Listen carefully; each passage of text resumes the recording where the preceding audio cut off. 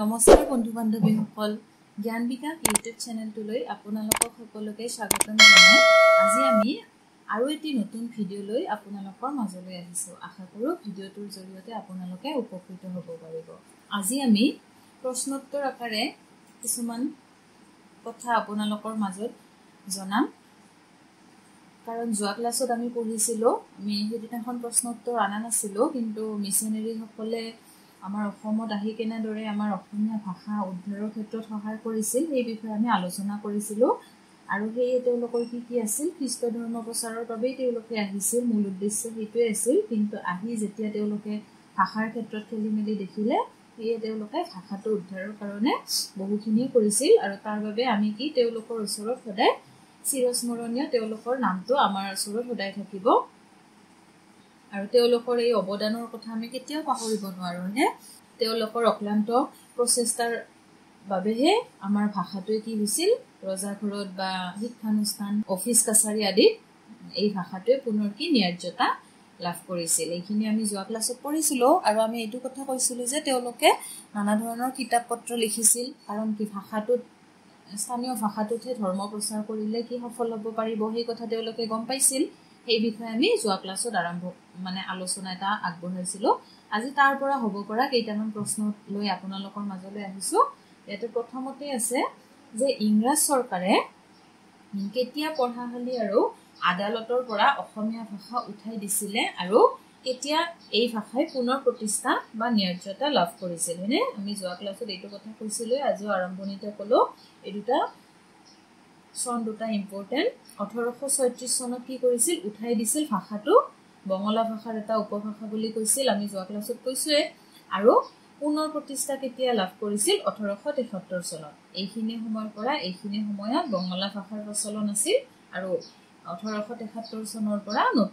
নতুনকে ভাষাটোৱে কি হৈছিল স্বীকৃতি পাইছিল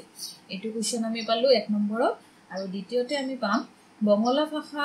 আতৰাই অসমীয়া ভাষা পুনৰ প্ৰৱৰ্তনত বাধা দিয়া ব্যক্তিজন কোন আছিল সেইজন আছিল ৰবিনসন সাহাব আছিল এইজনে কি কৰিছিল বঙলা ভাষা যে আতৰাই অসমীয়া ভাষাক যে পুনৰ প্ৰতিষ্ঠা কৰাত মিছনেৰীসকলে আগবাঢ়ি গৈছিল তেওঁলোকক বাধা কোনে দিছিল ৰবিনসন সাহাব নামৰ এগৰাকী ব্যক্তিয়ে দিছিল আৰু 3 নম্বৰতে আমি ৰাখিছো বাইবেল পুথি কোনে অসমীয়ালৈ অনুবাদ কৰে বাইবেল নামৰ এখন পুথিখন কোনে অসমীয়াত অনুবাদ কৰে চনটো দি দিছো ইয়াত 1813 চনত নগাঁৱৰ কোনে আত্মাৰাম শৰ্মা নামৰ ব্যক্তি এজনে আৰু তেওঁক কোনে এই কামত নিয়োজিত কৰিছিল বংগদেশৰ শ্ৰীৰামপুৰ মিছনেৰী ৰেভাৰেণ্ড উইলিয়াম কেৰিয়ে তেওঁক কি কৰিছিল তেওঁৰ হতুৱাই আত্মাৰাম শৰ্মাৰ হতুৱাই 1813 চনত বাইবেল পুথিখন অসমীয়ালৈ অনুদিত কৰিছিল তাৰ পিছত আছে এইটো নামটো আমি পাইয়ে পঢ়িনে আহিয়ে থাকে এইবিলাকৰ ওপৰত প্ৰশ্ন এই গ্ৰামাৰ অফ এছামিজ লেংগুৱেজ অসমীয়া ভাষাৰ প্ৰথম ব্যাকৰণ চনটো কিমান আছিল চনটো মই একেলগে ইয়াতে উল্লেখ কৰি দিছো 1839 চনত যেহেতু আমি এই আলোচনাখিনি প্ৰাক অৰুণোদয় যুগৰ সাহিত্যৰ মাজত ৰাখিছো আৰু অৰুণোদয় আৰম্ভ হৈছিল কিমান 1846 চনৰ পৰা গতিকে এইখিনি আছিল অৰুণোদয়ৰ আগৰ পৰ্যায়ত ৰচিত সাহিত্য যোৱা ক্লাছত আমি কৈছিলো এই মিছনেৰী সাহিত্যৰ কালক কি দুটা ভাগত ভাগ কৰিব পাৰি এটা প্ৰাক অৰুণোদয় আৰু এটা অৰুণোদয় যুগৰ সাহিত্য এয়ে 1839 চনৰ এই গ্ৰন্থখন আমি ইয়াৰ মাজত ৰাখিছো আৰু কোনে লিখিছিল ৰবিনসন সাহাবৰ দুটা প্ৰশ্ন পালো আমি এইখিনি যে বঙলা ভাষা আতৰাই এইটো ক'লে তাৰ পিছত তেওঁ সেই ক্ষেত্ৰত বাধা দিছিল আৰু তেওঁ লিখিছিল কি এই গ্ৰামাৰ অফ এছামিজ লেংগুৱেজ আৰু ৰবিনসন সাহাবে লিখা ব্যাকৰণখনৰ নাম বুলিও দিব পাৰে কেতিয়াবা মই আগতেও কৈছো প্ৰশ্নবিলাক সদায় দুই ধৰণে মনত ৰখাৰ চেষ্টা কৰিব তাৰ পিছত আমি চাম অসম বুৰঞ্জী চনটো ইয়াতে দিছো ৰচক কোন আছিল আৰু অসম বুৰঞ্জীৰ ৰচক আছিল কাশীনাথ তামুলী ফুকন আৰু তেওঁ এইখন কাৰ সহায়ত লিখিছিল টুংখুঙীয়া বুৰঞ্জীৰ লেখক শ্ৰীনাথ বৰুৱাৰ পুতেক ৰাধানাথ বৰুৱাৰ সহায়ত ইয়াতে আৰু এটা প্ৰশ্ন পালো যে টুংখুঙীয়া বুৰঞ্জী কোনে লিখিছিল তেতিয়া হ'ব শ্ৰীনাথ বৰুৱা তাৰ পিছত আমি চাম বেলিমাৰৰ বুৰঞ্জী কোনে লিখিছিল আৰু বেলিমাৰৰ বুৰঞ্জী লিখিছিল বিশ্বেশ্বৰ বৈদ্যাধীপে আৰু তেওঁক বিকাৰাম বুলিও জনা যায় তেওঁৰ আন এটা নাম কি বিকাৰাম তাৰ পিছত আৰু ইয়াতে গ্ৰন্থকেইখনৰ নামে আমি বিশেষকৈ আজি উল্লেখ কৰিছো যে বুৰঞ্জী বিবেক ৰত্ন নামৰ এখন গ্ৰন্থ আছিল আৰু এই গ্ৰন্থখন কোনে লিখিছিল মণিৰাম দেৱান হয়নে তেওঁ লিখিছিল বুৰঞ্জী বিবেক ৰত্ন তাৰ পিছত আছে 8 নম্বৰ প্ৰশ্নটোত অসমীয়া বঙলা অভিধানৰ ৰচক কোন অসমীয়া বঙলা অভিধান ৰচক কোন আছিল যদুৰাম ডেকা বৰুৱা এইকেইটা নামকেইটা অলপ মনত ৰখাৰ চেষ্টা কৰিব ইয়াৰ পৰা কুৱেশ্যন অহা দেখা যায় তাৰ পিছত আছে কলিভাৰত বুৰঞ্জী কোনে কাৰ আদেশত ৰচনা কৰিছিল কলিভাৰত নামৰ এখন বুৰঞ্জী আছিল আৰু সেইখন কোনে লিখিছিল দুতিৰাম হাজৰিকাই কি লিখিছিল কলিভাৰত বুৰঞ্জী আৰু কাৰ আদেশত লিখিছিল তেওঁলোকক মানে এই কামবিলাকত কোনোবাই আদেশ দিছিল বা পৰামৰ্শ দিছিল তাৰ ভিতৰত আছিল কামেশ্বৰ সিংহৰ আদেশত দুতিৰাম হাজৰিকাই কি লিখিছিল কলিভাৰত নামৰ এই বুৰঞ্জীখন লিখিছিল তাৰ পিছত 10 নম্বৰ প্ৰশ্ন আৰু আজিৰ ভিডিওটোৰ এইটো শেষৰ প্ৰশ্ন ৰাখিছো কাৰণ ইমানবিলাক মানে কিতাপৰ নাম বা লেখকৰ নাম এটা ভিডিওতে ৰাখিলে মনত ৰখাৰ অলপ অসুবিধা হ'ব পাৰে সেয়ে ভাবিছো অলপ কমকে আনি আপোনালোকৰ যাতে মনত ৰখাৰ সুবিধা হয় সেইভাবে আমি আজি 10টাহে ৰাখিছো প্ৰশ্ন ইয়াৰে শেষৰটো প্ৰশ্ন আছে ওল্ড টেষ্টামেণ্ট কিমান চনত অনুদিত হৈছিল ওল্ড টেষ্টামেণ্ট কিমান চনত 1833 চনত এইখিনি আছিল প্ৰাক অৰুণোদয় যুগৰ সাহিত্যৰ এটা গ্ৰন্থবিলাকৰ কি নাম বা কোনে লিখিছিল সেইবিলাকৰ নাম কিছুমান চন আছে তাতে সেইবিলাক আমি মনত ৰাখিবলৈ আমি যেহেতু বস্তুটো এটা সিস্টেমেটিক হিচাপত পঢ়ি আছো তেতিয়া হলে আপোনালোকৰ মনত ৰখাৰ ক্ষমতাটো বাঢ়ে যদি মাজৰ পৰা কেতিয়াবা উঠাই দিও প্ৰশ্নবিলাক এতিয়া নেক্সট আমি কি যাম যে অৰুণোদয় যুগৰ নো কেনেদৰে অৰুণোদয় আলোচনীখনৰ আৰম্ভণি হৈছিল নেক্সট ক্লাছত আমি সেইবিলাক আৰম্ভ কৰিম তাৰে মাজৰ পৰা কি প্ৰশ্ন হ'ব পাৰে তথাপিও মই আজি ভিডিওটো নহলে একেবাৰে সমূহ হয় হেয়ে কি কৰিছো অৰুণোদয়ৰ স্তৰ 1846 ৰ পৰা 1870 ৰ মাজত আৰম্ভ হৈছিল এইখিনিত অলপমান আৰম্ভণিটো কেনেকুৱা হৈছিল সেইখিনি অলপ আভাস এটা দিও যে 1846 অৰুণোদয় প্ৰকাশৰ এইটো চনটো খুব আহিয়ে থাকে কম্পিটিটিভ এক্সাম বিলাকত দেখাই যায় 1846 কি নাম অৰুণোদয় প্ৰথম অৱস্থাত হস্যই আছিল এটো এটা মনত ৰাখিবলগীয়া কথা পিছতহে ইয় হয় প্ৰথম অৱস্থাত কি আছিল হস্যই হৈ আছিল অৰুণোদয় হৈ আছিল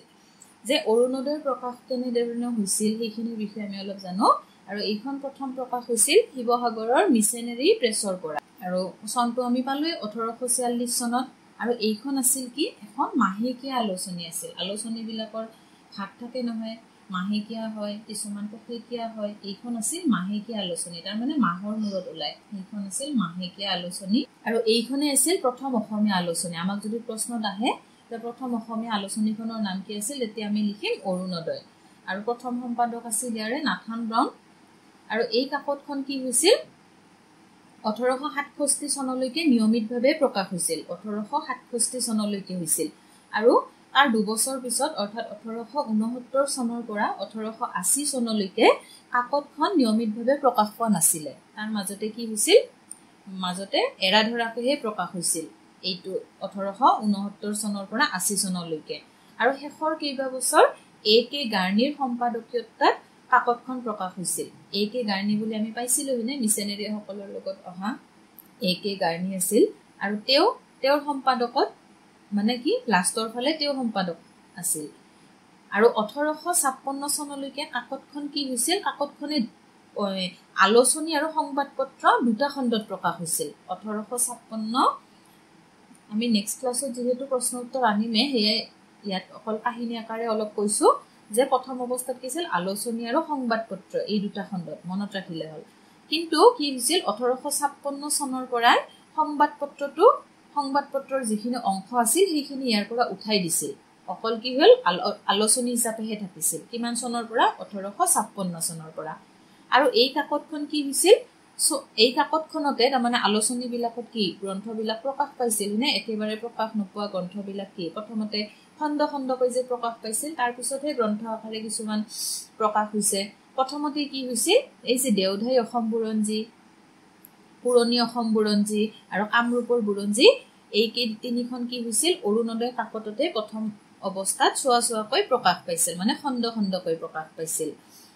আৰু এই কাকতখনে কি কৰিছিল আলোচনী আৰু বাতৰি কাকত দুয়োটাৰে কাম কৰিছিল আলোচনীখনত ঠায়ে ঠায়ে কিন্তু কি হৈছিল আৰু চিত্ৰ সংযোগো কৰা হৈছিল ছবিৰ দ্বাৰা কিছুমান সংযোগ কৰিছিল আৰু যাৰ ফলত আলোচনীখন কি হয় ছবি দিলে আমি জানোৱে হয়নে আকৰ্ষণীয় হৈ উঠিছিল আলোচনীখন আৰু তদুপৰি ইয়াৰ লগত এটা গুৰুত্বপূৰ্ণ কথা হৈছিল ৰামনৱমী যে নাটক আছিল আমি নাটকৰ বিষয়ে আলোচনা কৰোতে পাম গুণাভিৰাম বৰুৱাৰ ৰামনৱমী নাটক আৰু পিলগ্ৰিমছ প্ৰগ্ৰেছ বুলি জন বনিয়াৰ এখন আছিল সেইখনৰ অনুবাদ কাকতখনে আকৰ্ষণীয় কৰি তুলিছিল আৰু সেইবিলাকৰ অনুবাদো এই কাকতখনৰ মাজেৰে হৈছিল গতিকে আমি অৰুণোদয় প্ৰকাশৰ ক্ষেত্ৰত এইখিনি প্ৰথমতে পালো এতিয়া কি হ'ব অৰুণোদয়ৰ যিখিনি অৱদান যিকোনো এটা কি বিষয় আমাৰ মাজত আহিলে তাৰ এটা কিবা এটা আমাৰ জাতিটো বা মানুহখিনিৰ ওপৰত কিবা এটা অৱদান নিশ্চয়কৈ ৰৈ যায় আৰু সেয়ে অৰুণোদয় আলোচনীখনৰো আমাৰ মানুহবিলাকৰ ওপৰত অসমীয়া জাতিটোৰ ওপৰত নিশ্চয়কৈ কিছুমান অৱদান ৰৈ গৈছিল আৰু সেইখিনি আছিল যে অসমীয়া সাহিত্যৰ প্ৰথম আলোচনী বাতৰি কাকত ৰূপে ইতিহাসত ইয়াতো এটা কি বিশেষ স্থান থাকিবই হয়নে আমাৰ প্ৰথম অসমীয়া আলোচনী এনে ধৰণৰ প্ৰথম বিলাকৰ এটা কি থাকে বিশেষ এটা স্থান সদায় ইতিহাসৰ পাতত ৰৈয়ে যায় ঠিক তেনেদৰে আমাৰ অৰুণোদয় কাকতখনৰো সেই স্থানটো আছে তাৰ পিছত এই কাকতখনে কি কৰিছিল অসমীয়া সমাজক দেশ বিদেশৰ জ্ঞানৰ ভাণ্ডাৰৰ সম্ভেদ দি বহল জগতৰ লগত পৰিচয় কৰি দিয়ে কি কৰিছিল এই কাকতখনে দেশ বিদেশৰ বিভিন্ন জ্ঞান ভাণ্ডাৰৰ আমাক কি দিছিল সম্ভেদ দিছিল কাৰণ কি আমি বাহিৰখন মানুহে যে কয় ঘৰৰ ভিতৰত সোমাই থাকিলে মানুহৰ জ্ঞানটো নাবাঢ়ে হয়নে বাহিৰৰ দেশৰ কিছুমান ওলাই গলেহে কি হয় জ্ঞানটো বাঢ়ি যায় হয়নে ঠিক তেনেদৰে কি কৰিছিল এই অৰুণোদয় কাকতখনে আমাৰ সমাজক কি কৰিছিল দেশ বিদেশৰ বিভিন্ন জ্ঞানৰ সম্ভেদ দিছিল আমি কি পেপাৰ এখন পঢ়িলে কি পাওঁ বিভিন্ন দেশৰ খবৰ পাওঁ হয়নে আজিকালিতো পেপাৰ পঢ়া বেছি নহয়ে মানুহবিলাকে কি কৰে মোবাইলটোতে ব্যৱহাৰ বেছিকে হয় তথাপিও কি তাৰ পৰা আমি কিমান কি আমি ইয়াতে থাকি দেশ বিদেশৰ নানা খবৰ পাব পাৰো ইন্টাৰনেট জগতখনৰ লগত জড়িত সকলে এই বিষয়ে জানে হয়নে কিমান কি খবৰ পাওঁ ঠিক সেইদৰে অৰুণোদয় আলোচনীৰ যোগেদিও আমি এইখিনি সহায় পাইছিলো তাৰ পিছত আৰু আছে পাশ্চাত্য ভাৱধাৰাৰ বিচিচি আধুনিকতা প্ৰতিষ্ঠা কৰাত সহায় কৰিছিল তাৰ মানে পাশ্চাত্যৰ যিবিলাক ভাৱধাৰা আছিল সেইবিলাক কি আছিল প্ৰথম অৱস্থাত আমাৰ সমাজখনত নাছিলে আৰু সেই ভাৱধাৰাটো কি কাকতখনে আনিছিল অৰুণোদয় নামৰ কাকতখনে আমাৰ সমাজলৈ আনিছিল আৰু সেই তাৰ যোগেদিয়ে কি হৈছিল বীজটো যেতিয়া সিঁচি দিছিল সেই আধুনিকতাৰ এটা বীজ আমাৰ সমাজখনত আৰম্ভণি ঘটিছিল আৰু সেই সহায় কৰিছিল কোনে অৰুণোদয় কাকতখনে নিশ্চয়কৈ তাৰ পিছত আছে বঙলা ভাষাৰ প্ৰচলনৰ বিৰোধিতা কৰি ভাষাক ন্যায্য স্থান পোৱাত সহায় কৰে কি কৰিছিল আমি কৈছিলো এই বঙলা ভাষাটোৰ লগত আমাৰ যে অলপ খেলিমেলি হৈছিল নে আৰু সেইখিনি কি উঠাই নতুনকে আমাৰ অসমীয়া ভাষাটোৰ যিটো ন্যায্যতা লাভ কৰিছিল তাতো কি হৈছিল অৰুণোদয় অৱদান আছিল তাৰ পিছত আছে এই কাকতখনতে আনন্দৰাম ঢেকিয়াল ফুকন আমি তেওঁৰ নামটো আগতেই পাইছিলো আপোনালোকৰ মনত আছে হয়তো নিশ্চয়কৈ যে কি মিছনৰী সকলক যোনে ভাষাটো প্ৰতিষ্ঠাত সহায় কৰিছিল প্ৰথম অসমীয়া হয়নে তেওঁ কি কৰিছিল আনন্দৰাম ঢেকিয়াল ফুকন আছিল তেওঁ আছিল নিধিৰাম ফাৰৱেল আছিল হেমচন্দ্ৰ বৰুৱা গুণাভিৰাম বৰুৱা আদিকে কৰি অসমীয়া সাহিত্যত দীক্ষিত কৰি উৎসাহ উদ্দীপনা যোগায় তেওঁলোকক কি কৰিছিল অসমীয়া সাহিত্যত তাৰ মানে জ্ঞান আৰু বেছিকে বঢ়াইছিল তেওঁলোকক আৰু উৎসাহ উদ্দীপনাও এই কাকতখনে তেওঁলোকক যোগাইছিল এই লেখকসকলক তাৰ পিছত আছে অসমীয়া আলোচনী আৰু বাতৰি কাকত প্ৰৱৰ্তনৰ আদৰ্শ দাঙি ধৰি বাতৰি কাকত ব্যৱসায় তথা কি কৰিছিল অসমীয়া যিটো বাতৰি কাকত ব্যৱসায়ৰ যিটো আৰম্ভণি আৰু সাংবাদিকতাৰ সূচনা কৰিছিল সাংবাদিকতাটোৰো কি কৰিছিল শুভাৰম্ভ এই অৰুণোদয় আলোচনীয়ে ঘটাইছিল বাতৰি কাকত আৰু সাংবাদিকতা এই দুটা পইণ্ট পালো আমি হয়নে তাৰ পিছত আছে অৰুণোদয়ক অনুসৰণ কৰিয়ে আসাম বিলাসিনী এইকেইখনৰ আমি চনবিলাক পৰৱৰ্তী ভিডিঅ'ত আমি লৈ আহিম কাৰণ কি আমাৰ আলোচনীবিলাকৰ নাম আহিয়ে থাকে এই কম্পিটিটিভ এক্সামবিলাকত এইকেইখনে বহুত খেলি মেলি লগাইছে কাৰণ কি অৰুণোদয়ৰ সমসাময়িক আলোচনী কিছুমানৰ নাম দিব তেতিয়া আমি কি জানিব লাগিব যে আসাম বিলাসিনী নামৰ আছিল এইখন চলিছিল 1871 পৰা 1883 চনলৈ তাৰ পিছত এখন আছিল আসাম মিহিৰ বুলি এইখন আছিল 1872 পৰা এইখন বেছি সময় চলা নাছিল এবছৰ চলিছিল 72 পৰা 73 তাৰ পিছত আছিল এখন আসাম দৰ্পণ বুলি এইখনো এবছৰ চলিছিল 1874 চনৰ পৰা 1875 চনলৈকে আৰু এই তিনিখন কি আছিল কাকত আছিল অৰুণোদয়ক অনুসৰণ কৰি এই তিনিখনেও কি নিজৰ আৰম্ভণি এটা কৰিছিল কি কি আসাম বিলাসিনী আসাম মিহিৰ আৰু আসাম দৰ্পণ গটেকিটাতে প্ৰথমতে কি আসাম শব্দটো আছে আৰু এই বাতৰি কাকত কেইখন ওলাই কি কৰিছিল অসমীয়া সাহিত্যৰ উন্নতি আৰু বিস্তাৰ কৰাত সহায় কৰিছিল হয়নে আলোচনী বিলাক ওলালে কি হ'ব তাতে কি আমাৰ লিখক বিলাকে হয়নে জ্ঞানী ব্যক্তি বিলাকে নিজৰ লিখা মেলা কৰিছে যাৰ কাৰণে কি সেই জ্ঞান বিলাক জুনে আলোচনীখন পঢ়ে মানুহ বিলাকৰ কি জ্ঞান বাঢ়ি যায় হয়নে আৰু কি জাতিটোৰ কাৰণে এটা ভাল পদক্ষেপ হয় এটো আৰু হেয়ে কি অৰুণোদয়ৰ লগতে এই তিনিখন আলোচনীও আমাক এনেদৰে সহায় কৰিছিল আৰু অৰুণোদয়ে দেখুৱা বাট যদি নেদেখালে হেতেন তেনেহলে কি হৈছিল ইমান বিলাক কাকতৰ আৰু সৃষ্টি নহল হেতেন তেনেহলে কি পালো আমি যে অৰুণোদয় কাকতখনৰ অৱদান বহুখিনি আছে নতুনকে লিখক কিছুমানৰ সৃষ্টি কৰিছিল হয়নে পাশ্চাত্য সাহিত্যৰ লগত আমাক চিনাকি কৰাই দিছিল আধুনিকতাৰ বীজটো হি অৰুণোদয় আলোচনীখনৰ জৰিয়তে পাইছিলো তাৰ পিছত বাতৰি কাকতৰ যেটো ব্যৱসায় আৰম্ভ কৰিব পাৰি হেতু দেখাইছিল সাংবাদিকতাটো দেখাইছিল এনে ধৰণে কি কৰিছিল অৰুণোদয় কাকতখনে আমাক নানা ধৰণে কি কৰিছিল সহায় কৰি গৈছিল বা অৱদান সদায় লেখত লবলগীয়া আজি অৰুণোদয়ৰ বিষয়ে আমি এইখিনি কলো প্ৰশ্ন উত্তৰ আমি দিলো 10টা আপোনালোকে নিশ্চয় ভিডিওটোৰ পৰা উপকৃত হ'ব আমি কি পাৰিছো বুলি ভাবিছো কাৰণ কি আমি যিখিনি পাৰো আপোনালোকৰ সুবিধা হোৱাকে টপিক বিলাক আনি আছো যাতে কি এটা সিস্টেমেটিক ভাবে আপোনালোকে আগবাঢ়ি যাব পাৰে হেয়ে কি কৰিছো প্ৰাক অৰুণোদয়ৰ যুগৰ লগতে আজি অৰুণোদয় যুগৰ আৰম্ভণিৰ এটা আভাস দিলো পৰৱৰ্তী সময়ত আমি অৰুণোদয়ৰ মাজৰ পৰা কি কিনো প্ৰশ্ন আহিব পাৰে সেই বিষয়ে এটা ভিডিও লৈ আহিম তেনেহলে আজি আমি ইয়াতে এৰিছো ভিডিওটো যদি ভাল পাইছে তেনেহলে লাইক কৰিব শেয়াৰ কৰিব আৰু চেনেলটো সাবস্ক্ৰাইব কৰি দিবলৈ নাপাহৰিব ধন্যবাদ